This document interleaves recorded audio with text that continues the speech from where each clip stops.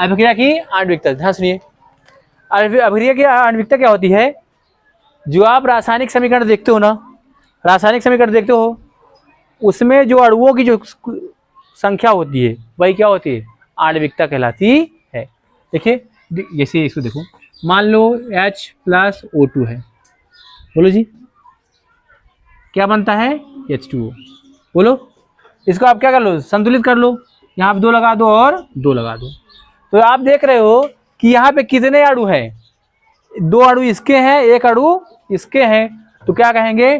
किसी रासायनिक अभिक्रिया में, किसी रासायनिक अभिक्रिया के रासायनिक समीकरण के संतुलित अवस्था में अभिकारकों के अणुओं की कुल संख्या क्या कहलाती है? अभिक्रिया की आणविकता कहलाती है।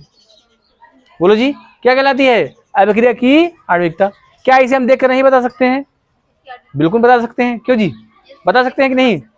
ठीक है, ध्यान सुनिए, किसी रासायनिक अभिक्रिया की आणविकता क्या होती है? रासायनिक अभिक्रिया के रासायनिक समीकरण के संतुलित अवस्था में अभिकारकों के अणुओं की कुल संख्या के योग को क्या कहते हैं? कुल संख्या के योग को क्या कहते हैं? अभिक्रिया की आणविकता। इसकी आणविकता कितनी है? 2 1 3।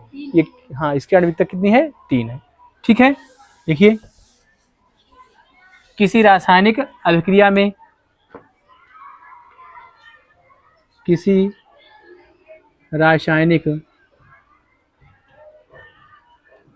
अभिक्रिया में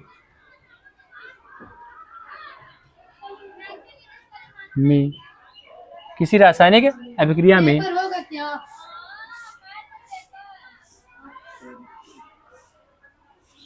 रासायनिक समीकरण के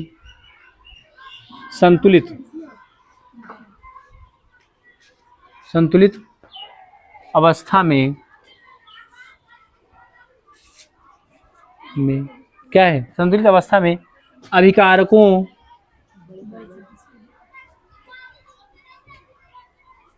के अणुओं की कुल संख्या के योग को क्या कहते हैं? आणविकता कहते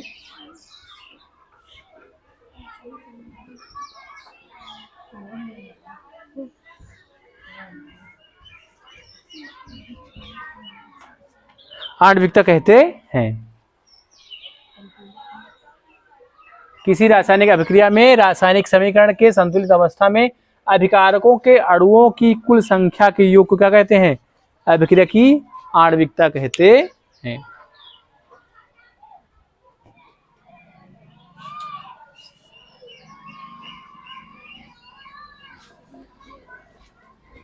ठीक है, एग्जाम्पल क्या है? एग्जाम्पल जैसे मान लो ये है NH3 है, बोलो जी NH3 है, कुछ और बना दिया, हाँ NH3 है, तो ये बना है N2H2 और N2 है। बोलो जी, तो यहाँ पे देखिए, यहाँ पे क्या करना पड़ेगा? संतुलित करना पड़ेगा, यहाँ पे 3 करना पड़ेगा। बोलो जी, तो कितना हो जाएगा? यहाँ पे करना पड़ेगा, कितना करना पड़ेगा बताओ? यहाँ पे 2 कर देंगे, 2 3 6, ये कितना हो जाएगा? 6 हो गया। हाइड्रोजन यहाँ पे क्या कर देंगे? इसको 1 कर देंगे, ये तो हो गया। ठीक है, तो इसकी आणविकता कितनी हो जाएगी? इसकी आणविकता 2 हो जाएगी। बोलो जी, क्या बोलेंगे? द्विअणुक अभिक्रिया, द्विअणुक हाँ अभिक्रिया। ठीक है, बोलो जी, यहाँ पे देखो H2+O2 क्या बन रहा है? H2O। यहाँ पे 2 लगा दोगे और यहाँ पे 2 लगा दोगे तो क्या हो जाएगा बताओ? ये त्रिक अणु अभिक्रिया। बोलो क्या ये? त्रिक अणु अभिक्रिया। त्रिक त्रिक आड़ुक अभिक्रिया। कर लो, त्रिक आड़ुक अभिक्रिया एग्जाम्पल है।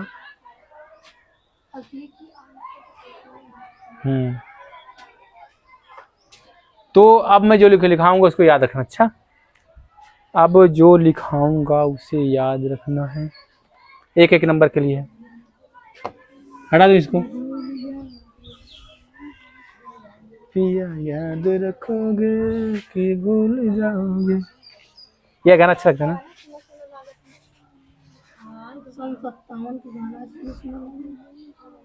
मैं ये सोच कर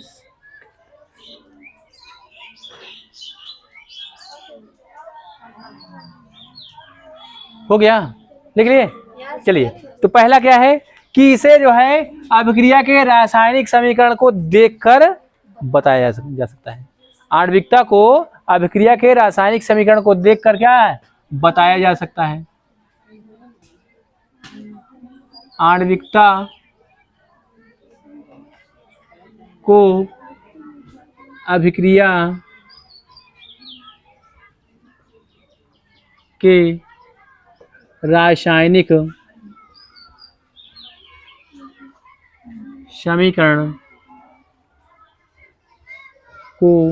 रासायनिक समीकरण को देखकर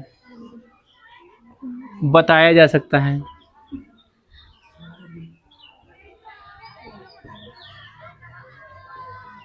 ठीक है, बोलो जी।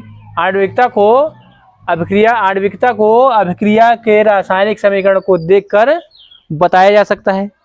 बोलो जी। दूसरी बात क्या है, वो प्रयोगात्मक वैल्यू, अभिक्रिया की कोटि क्या थी, प्रयोगात्मक वैल्यू थी। ये क्या है, ये सैद्धांतिक वैल्यू है। क्यों जी, सैद्धांतिक वैल्यू से जो है जो किसी सिद्धांत पर, सिद्धांत क्या है कि दोनों तरफ का योग क्या हो, बराबर हो, अणुओं की संख्या क्या होनी चाहिए, बराबर होनी चाहिए, यही तो सैद्धांतिक है। बोलो जी। तो क्या है कि अभिक्रिया की आणविकता क्या होती है, आणविकता क्या होती है, बोलो जी, सैद्धांतिक मान है आणविकता अभिक्रिया। हाँ, पता नहीं, मुझे नहीं पता है, पता कर लो। गुरु जी कहाँ है, सब लोग को पढ़ गए, उन लोग को तो होगा, सबका नहीं, सबको छपा है। आपकी अभिक्रिया की आणविकता अभिक्रिया की क्या है, आणविकता अभिक्रिया का सैद्धांतिक मान होता है ना।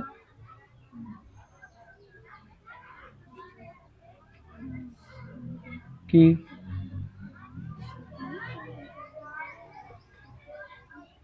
सैद्धांतिक मान होती है। क्यों जी, सैद्धांतिक मान होती है। आणविकता क्या होती है, अभिक्रिया की सैद्धांतिक मान होती है। और तीसरा क्या है, क्या ये ऐसे बताओ, क्या इसका मान ऋणात्मक हो सकता है, बताओ। ये इसका मान ना तो ऋणात्मक हो सकता है ना तो शून्य हो सकता है।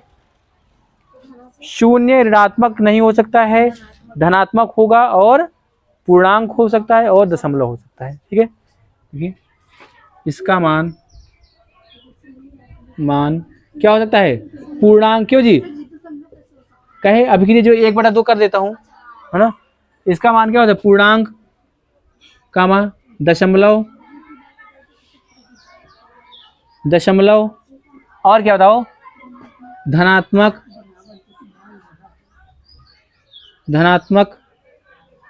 हो सकता है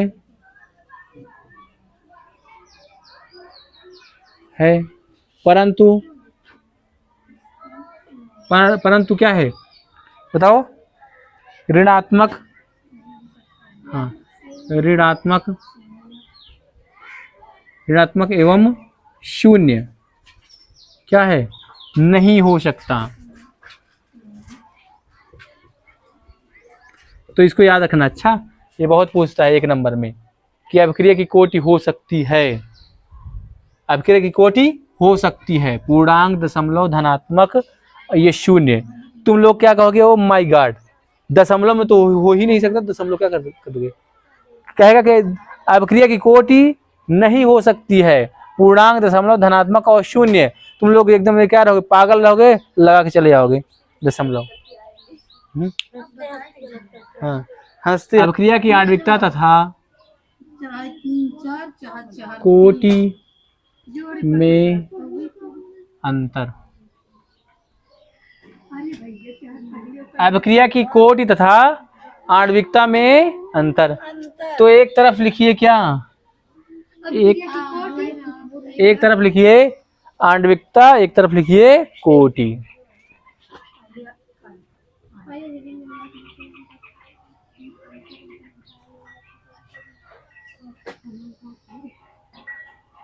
आणविकता एक तरफ जो है कोटि। तो वही जो अभी तक आप लोग पढ़ते हुए आए हो वही लिखना है। तो पहली बात तो क्या है, आणविकता क्या होती है, सैद्धांतिक मान होता है। बोलो जी, ये क्या होता है, ये प्रायोगिक मान होता है। ठीक है, ये क्या है, आणविकता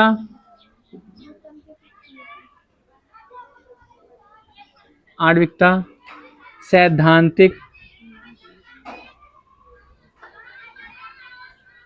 मान होती है। बोलो जी, आणविकता क्या होती है, सैद्धांतिक मान होती है। ये क्या होती है, कोटि क्या होती है, कोटि कोटि प्रयोगात्मक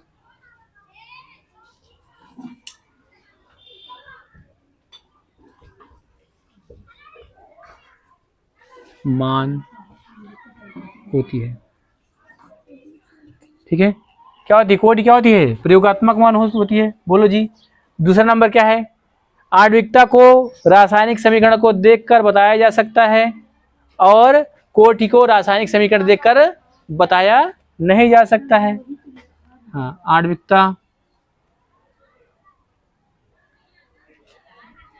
आणविकता को रासायनिक अभिक्रिया देखकर, आणविकता को रासायनिक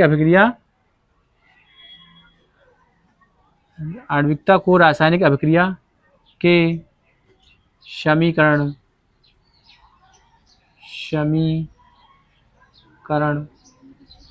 को देखकर बताया जा सकता है।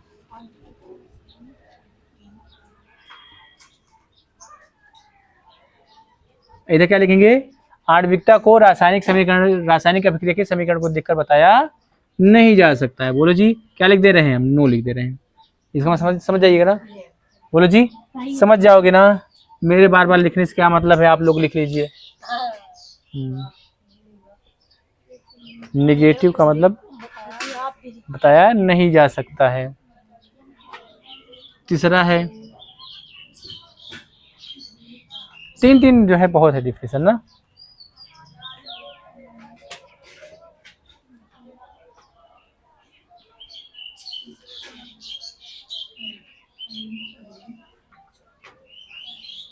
क्यों जी, अच्छा बताइए, इसका मान क्या होता है, इसका मान स्थिर होता है कि नहीं, इसका मान फिक्स होता है, जबकि इसका मान क्या होता है, प्रयोगात्मक दशाओं पर निर्भर करता है। आणविकता का मान क्या होता है,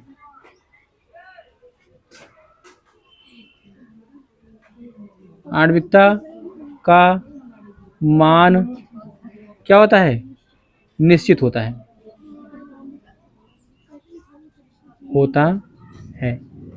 बोलो जी, इसका मान क्या है, प्रयोगात्मक दशाओं पर निर्भर करता है। ठीक है, कोटि का मान प्रयोगात्मक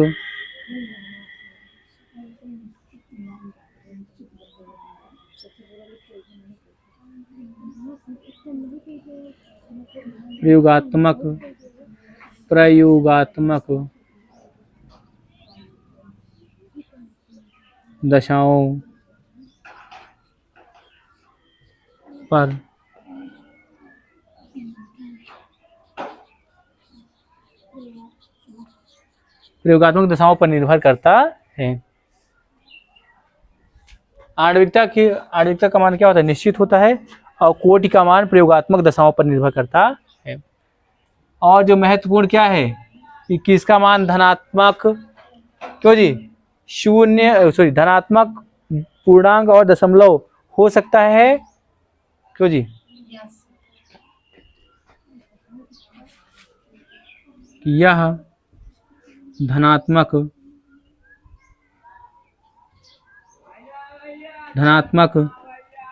कामा पूर्णांक कामा दशमलव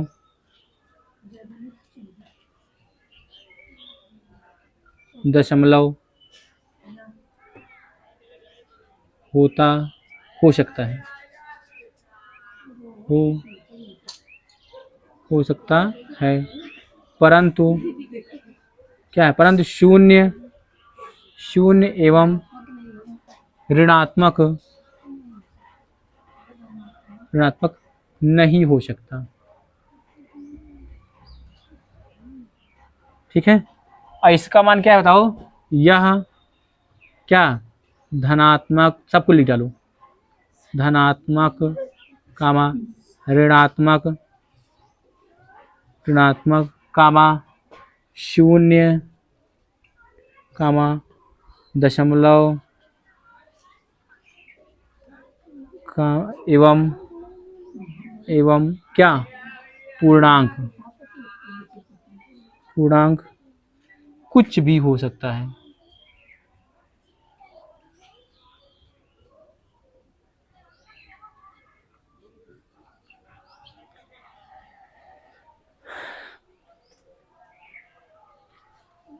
हाँ सही चल रहा है। अब कहो तो मैं आगे जारी रखूं या बंद कर दूं? बंद। एक सवाल मैं सोचता था आप लोग कर डालते।